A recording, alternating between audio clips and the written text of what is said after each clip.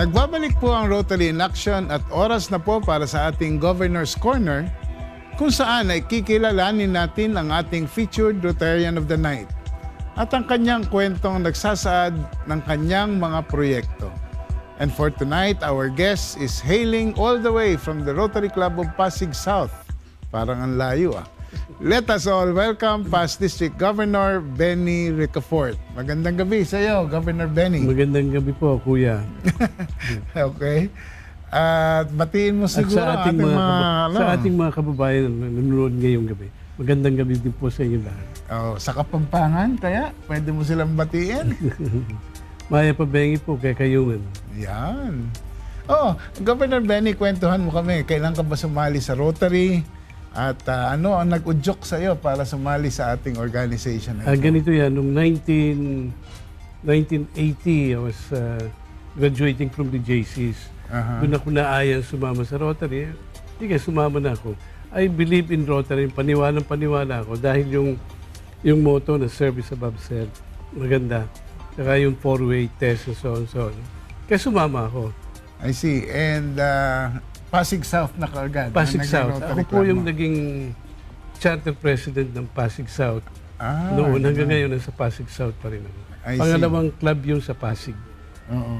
Kaya ano... So bagong miyembro ka, nagtatag ka kaagad ng club? Ganun ba yan? Hindi po akong tinatag. Kung hindi yung mga mother club namin, sila ang nagka-udyok. At ako lang nung nagkaroon ng eleksyon, ako yung binoto nilang charter president. And from then on, tuloy-tuloy na. Of course, alam ng mga Rotarians tulad ko kung gaano ka kapopular sa Rotary at ang mga proyektong ginawa mo sa ngalan ng Rotary. And so tonight, let us talk about one other organization that you are connected to. And this is Kapampangan Development Foundation, or more commonly known as the KDF. Ano ba ang kasaysayan natin ito, Governor Benny? Kailan ba ninyo itinayo at ang nagkikayat sa inyong gawain ito? Ito po ay itinatag namin noong 1987, yung panahon ni President Cory Aquino. Kaming lahat ng mga taga-Pampanga na hindi naninirahan doon, kundi rito sa Manila, itinayo namin yung foundation na ang pakay ay tulungan yung mga maliliit na negosyante sa Pampanga. Ang aming pong project noon, ang acronym is RICH, R-I-C-H, Rural Industrialization Can Happen. 35 po kami na nagtatag. Ngayon after 27 years or so, 8 na lang kami. Nasa na yung iba? Nagbibiruan po kami, sila po'y nauna nang pumanik sa langit. Kaya nagdadasal kami, huwag nila kaming apurahin sumunod.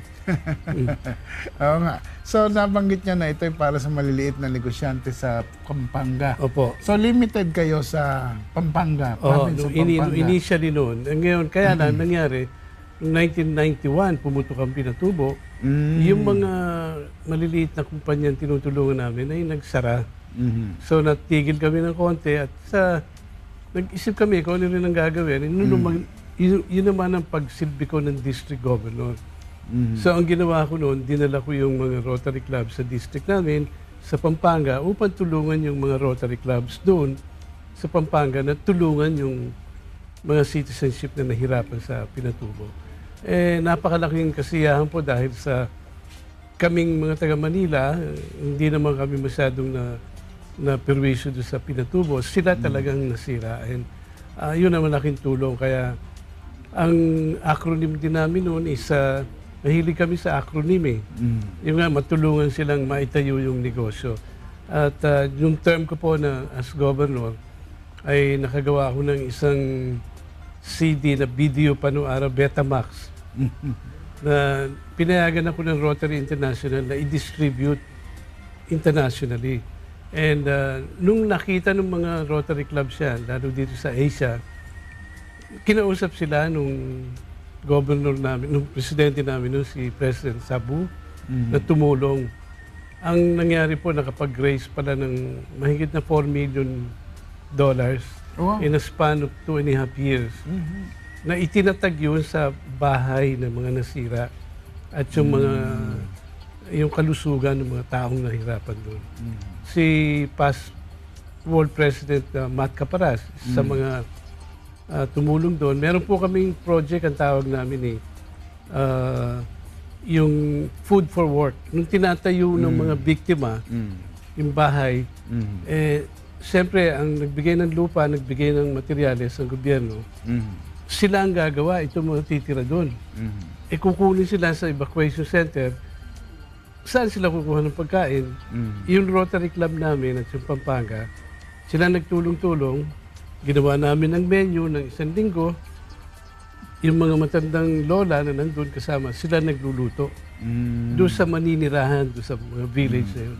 Nakapagtayo po kami ng mga 600 homes I see. in a span of 2.5 years. I see. Ngayon, nakakatuwa po dahil sa tanong ka kanina, bakit nagustuhan ko maging Rotary, ano? Dito ko nakita po yung 3 klase ng tao. Yung isang klase na makes things happen. Yung pangalawa naman, nanunood na may nangyayari. Yung pangatlo po, hindi alam kung may nangyari o may nangyayari. Kaya sa Rotary, doon ko nakita yung number 1 group. I see. Okay. Yun ang Kapampangan Development Foundation, nabanggit nyo kanina, ay tumutulong doon sa maliliit na negosyante ng mga panahong yon. Bago ito nung pinatubo. Ano po? So in what way were you assisting the small business entrepreneurs sa Pampanga? Tinutulungan po namin silang gumawa ng project study. Tinutulungan namin silang umayos ng mga papeles nila dahil yung maliliit na negosyante na yan, hindi makaka-approach siya ng credit sa bangko. Apo. Hindi nila alam kung paano. Ngayon, natigil yan nung pinatubo pumutok, kaya natigil din kami sa panandali. However, nung 2002, tinatag namin ulit, binuhay namin. I see. Ang focus namin yung capacity building for small and medium enterprises. Can you expand a little on that? Yun din ho. Yung parang yung nung 87, tinulungan sila kasi nakabawi na, nakatayo na. Nine-network namin sila. Yung mga produkto nila, tinutulungan namin ma-approach ang market. Yung production nila, tinutulungan namin makakuha sila ng subcontracting. And it worked well. However, they're doing well. Nasisipag ng mga tao ron. Iniba na namin yung focus din. Namin naman yung HELP. HELP. Yung po health, education, livelihood programs. So nabuo yung health. Ano yung health? Sa aming pong pananaw, ang pinakamahalagang sa isang tao, 4 na bagay yung mahalaga sa kanya. Yung mobility niya, yung paa, yung 2 mata, yung hindi ngongo, at yung 2 tenga. Nakapokus po kami dyan. And ngayon, ang ginagawa namin, yung sa Katarata, marami na po. Siguro, since 2006 hanggang 2014, mga 70,000 people lang natulungan namin. Yung sa paa, mga kulang-kulang 1,000. Wheelchair, 2,000. Yung sa Katarata, siguro mga 3,000. Kasi po ang mahirap sa buhay natin, pinakamasakit na maparusahan ka yung mabulag. Kung 2 man ang kamay mo, bulag ka naman, ano mo gagawa mo? So, bago sila mabulag, tinutulungan namin.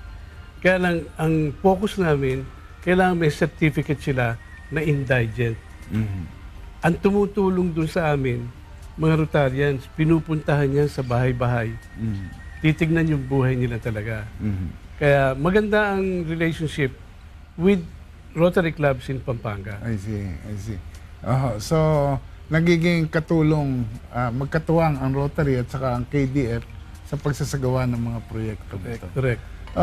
Very quickly lang ho, Gov, meron din kayong involvement na papag-usapan natin kanina, yung sa mga Koreans, Korean veterans. Siguro, sampulan nyo lang kami ng konting ideas ninyo tungkol dito. Sige po.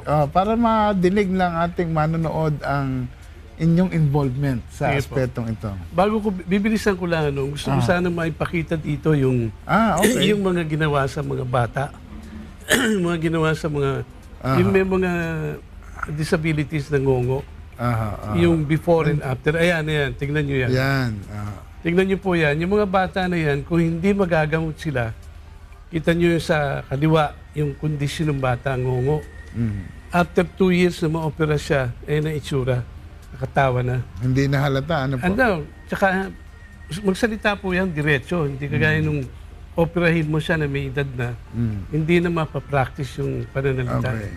Meron din yung sa paa. Ayan, yung sa paa. Tingnan natin yung sa paa. Ayan. Yan pong nakikita nyo ngayon dyan, yan po ay isang aita. Aita.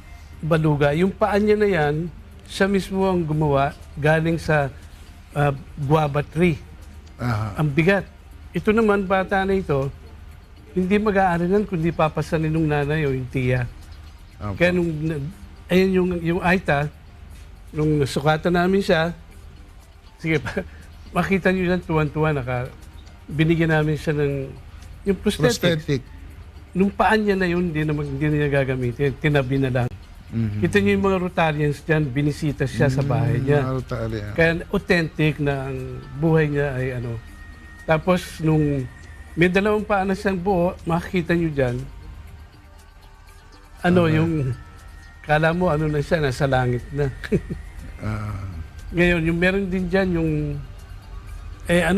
yun ang mga example namin ginagawa doon. Prosthetics, sa mga bata yung ngongo, at yung sa matatanda yung cataract.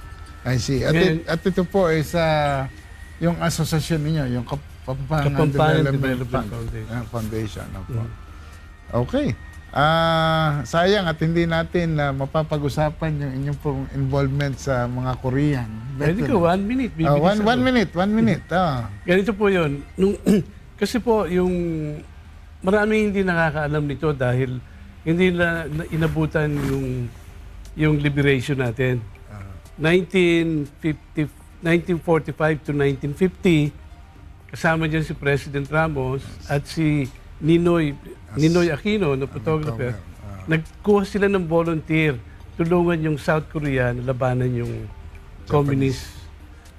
Awa ng Diyos na nalo, sa laki ng tulong, padala tayo 7,000 sundalo.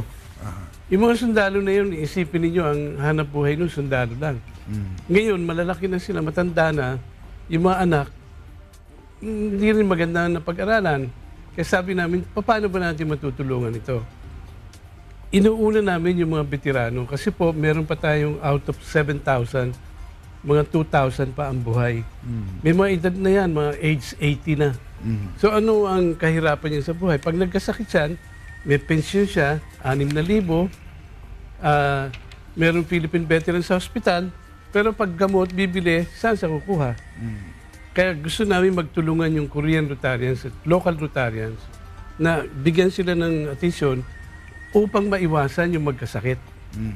Yun po, yun yung special project sa Pep Talk. Pep Talk. Marami. Well, oo nga po. So, sabi ko nga sa inyo, baka sakaling magkatulungan tayo sa inyong proyektong ito at nang sa gano'n naman, meron tayong maibalik sa kabayanihan ng ating mga Korean war veterans. Bago po tayo magwakas sa Governor Benny, baka gusto po ninyong magbigay ng isang parting message sa ating mga fellow Rotarians and even the non-Rotarians who are viewing us tonight. Sige, PDG Jess at iba pang nanonood, maraming salamat sa iyo. Ito pong samahan namin sa Rotary, wala po kaming inaasahang benepisyo sa amin. At tulong lang talaga. Na amin lang inaasahang makamtang gantimpala yung papani kami sa langit. At sana po yung mga nanonood, pagdasal nyo kami. Huwag naman kaming magmadali na pumanik sa langit. Maraming salamat po. Okay, maraming salamat Governor Benny. Once again, thank you for sharing some time to be with us tonight. Thank you. Thank you po.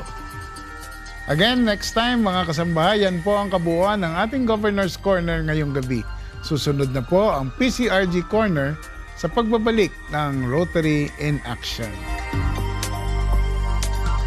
Did you know that in 1932, Rotarian Herbert J. Taylor created the four-way test, a code of ethics adopted by Rotary 11 years later? The test, which has been translated into more than 100 languages, asks the following questions. Of the things we say or do, is it the truth? Is it fair to all concerned? Will it build goodwill and better friendships?